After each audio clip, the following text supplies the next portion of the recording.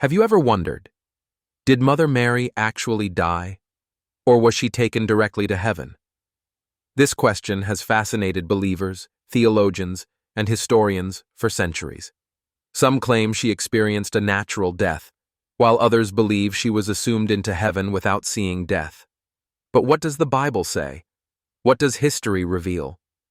Stay with me as we explore this mystery, and don't forget to like and subscribe for more deep biblical insights. First, let's start with the biggest challenge. The Bible never explicitly states what happened to Mary at the end of her life.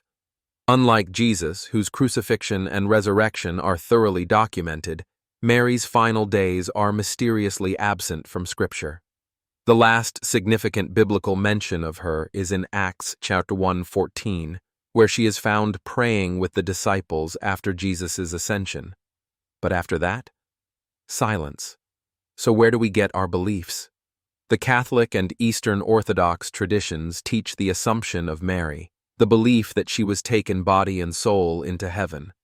This belief was formalized in 1950 by Pope Pius XII in the Apostolic Constitution Munificentissimus Deus, where he declared that Mary was assumed body and soul into heavenly glory.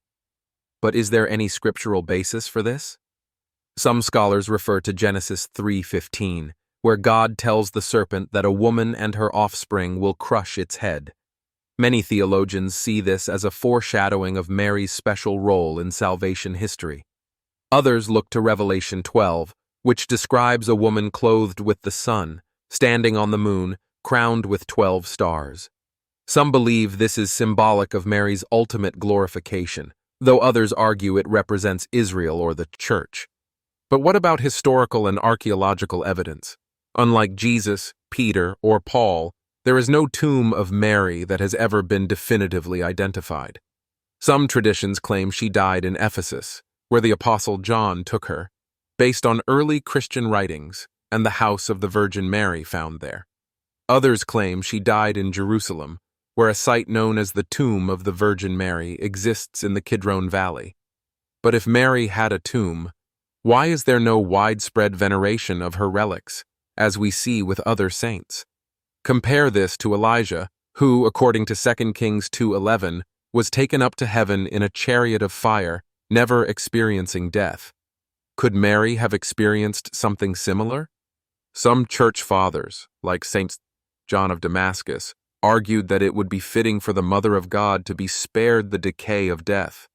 However, other Christian scholars believe Mary did, in fact, die, just like all humans do.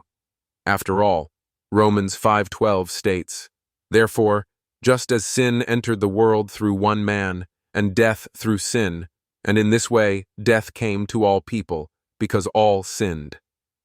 If Mary was fully human, would she not also experience death? Then there's the Dormition of Mary, a belief held in the Eastern Orthodox Church. They believe Mary fell asleep in death, but was later resurrected and assumed into heaven.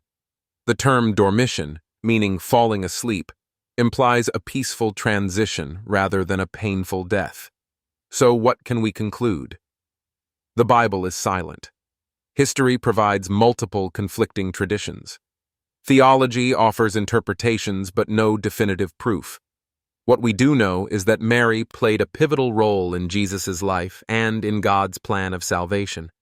Whether she died or was assumed without death, she remains one of the most revered figures in Christianity. What do you think? Did Mary die a natural death, or was she taken up like Elijah? Comment "Mary lives" if you believe in the Assumption, or "Mary rested" if you believe she experienced death. Don't forget to like, subscribe, and hit the notification bell for more biblical mysteries revealed.